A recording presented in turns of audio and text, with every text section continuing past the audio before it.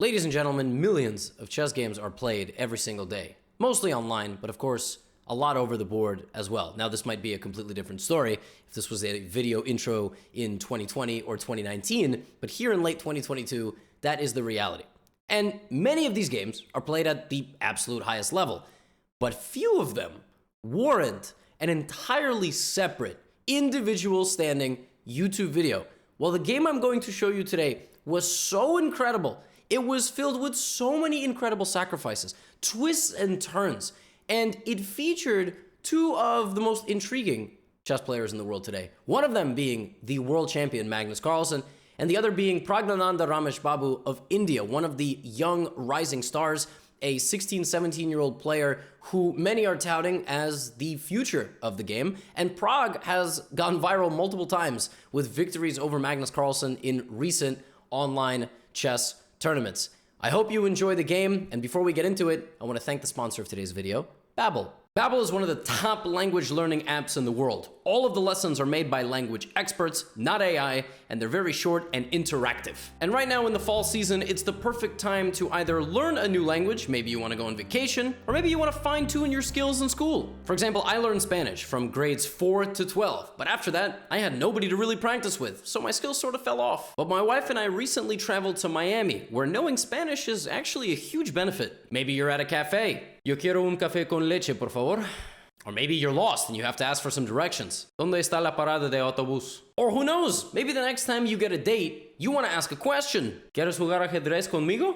And they might look at you and say, why are you speaking Spanish to me? I don't speak Spanish, you weirdo. But that's okay, because then you're gonna say, well, you should try Babbel today. On a serious note, Babbel is awesome. And if you want to try it, you should click the link in the description. If you follow that link, you're able to save 60% on your Babbel subscription. I hope you enjoy learning a new language.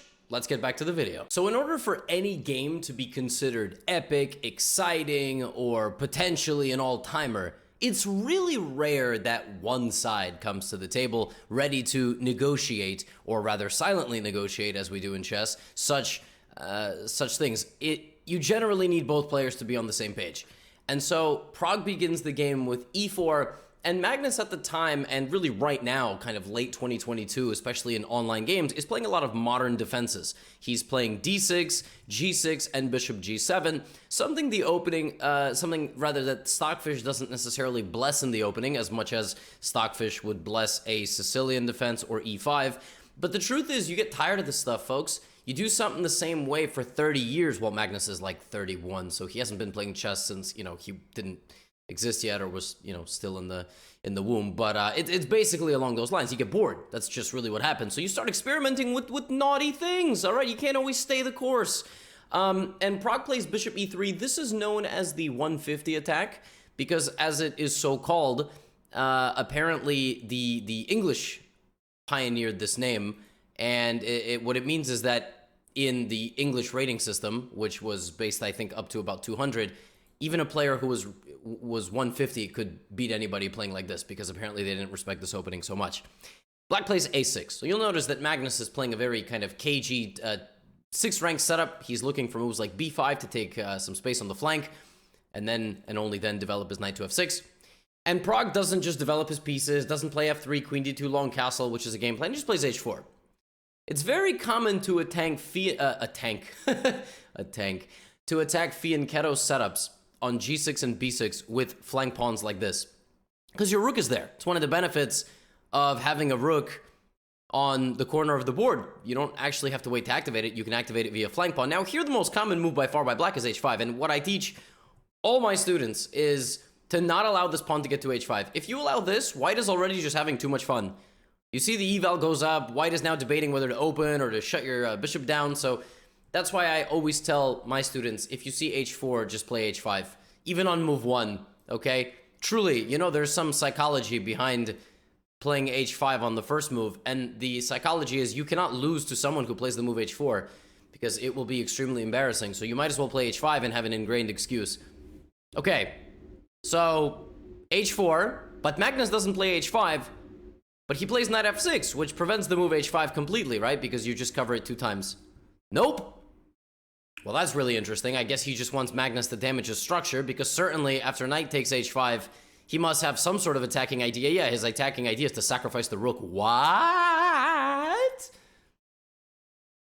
So the amazing thing is, this position has not been reached in the database almost at all. Certainly online, but not ever in a serious over-the-board game. And this is just what Pragg wants. He's 2 points down in material, but he's better. Why? How is that possible? How does that make any sense? Well, bishop c4 is on the way, right? Queen f7. Oh, queen f7 is on the way. Queen is very powerful. And Magnus is very passive. Now, here, white can castle and be a bit lazy, but Pragg uses his new queen position to play the move e5. All right?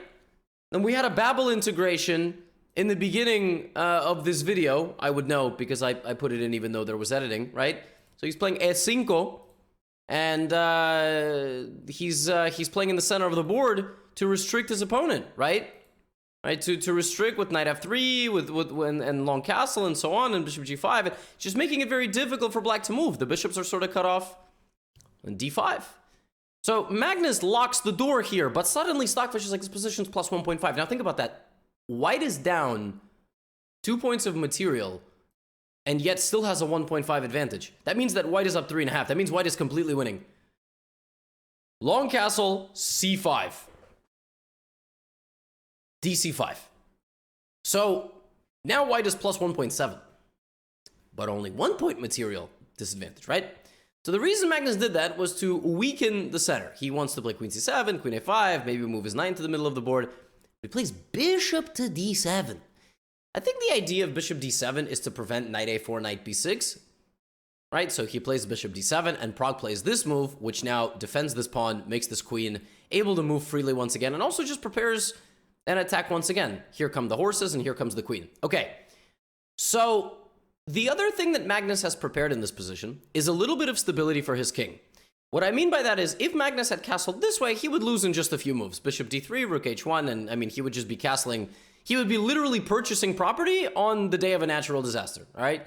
And obviously, my heart goes out to those that were recently hit by the hurricane. I mean, in Florida and South Carolina as well, and in the Caribbean and in Cuba. I mean, it's tough. It's tough. But like castling into that would be. You ever see those videos of people who like don't believe in natural disasters? You ever seen those videos? People just like standing there.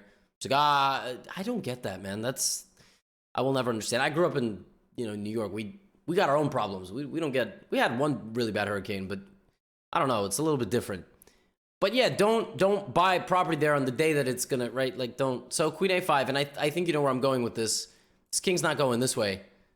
This king is just straight up going this way, just leaving everything behind. Everything.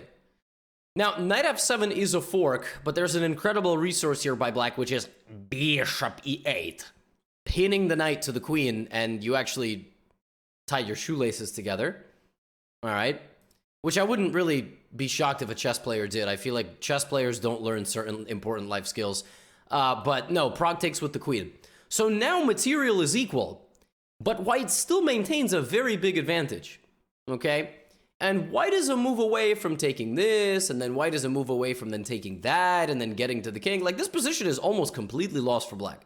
If black plays even one move like this, comes knight e6, if you do this, you're going to lose the bishop. Black's position is on the verge of being completely lost. If I gave this position to 100 pairs of people who are rated around the same, like 1,500 or 1,000 or 2,200, I think white would go on to win this position about 80% of the time.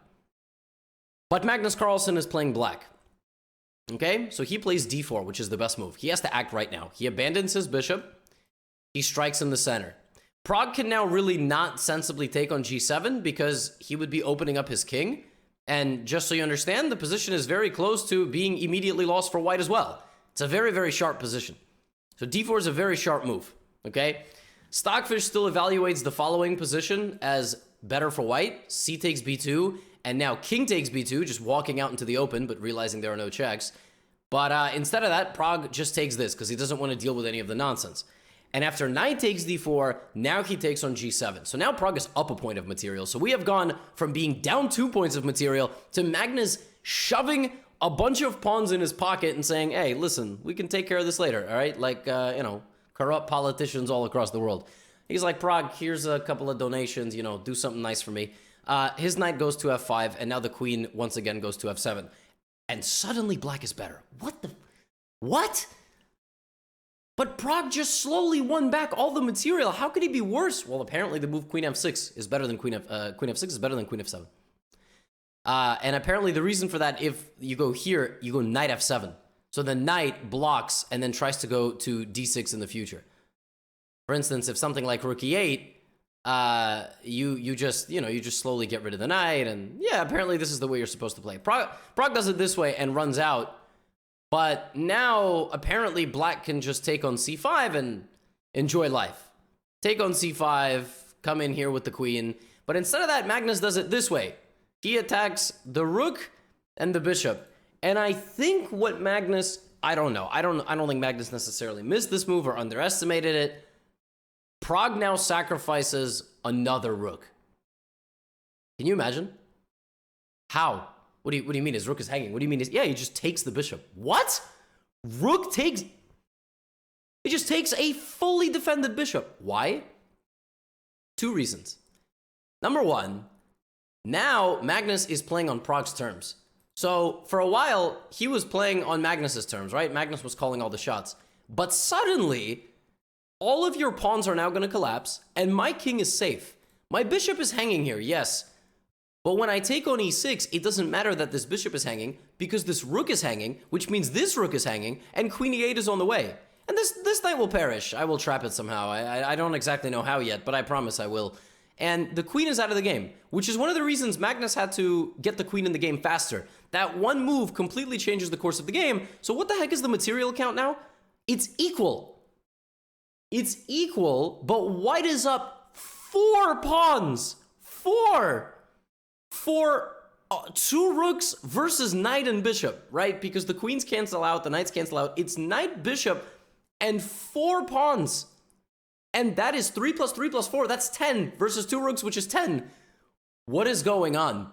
All right, Magnus goes rook g8. All right, now Pragg finally develops his bishop. This pawn is going to perish, right? You got to take it, but you can't. Because if you take this, I'm going to go a3, get my king to safety, and then just start pushing my pawns. Okay? So instead of that, Magnus has to be faster. Knight d5. Okay? Knight d5, knight takes d5, and in flies the queen. That's almost mate. Some of you missed that. Be honest with yourself. You thought, you just thought queen e1 was, I don't know. You got a little bit lucky it's not checkmate. Why is it not mate? Because queen d1. All right, this is one of those moments where you're playing on chess.com, you play queen e1, you expect the doo-doo, and the game ends. But all of a sudden it's just, and you're like, wait, it's not mate? Yeah, it's because queen d1. But it's okay, because now it's time for the following endgame. It is 2 rooks and 3 pawns versus knight, bishop, and 6 pawns. Black is up a point of material, but white is once again better. Why? Because knight and bishop are a fearsome combination. But it's the white pawns. It's the fact that white has just this avalanche heading down to the black position. White is completely winning. Rook h2, rook h6. He gets the knight to safety.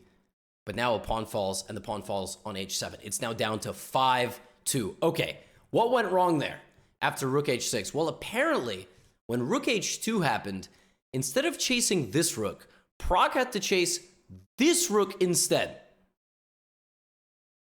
And chasing the rook in the center would have sent it backwards, and then he would have played f5 and f6. The way he did it and sent this rook this way, suddenly his knight had to move, and the black rooks were able to capture enough pawns to slow down the white pawns. So you had to leave this rook here. Pragg had to go after the other rook and push forward and basically say this rook is a non-factor because you now made it a factor. Crazy.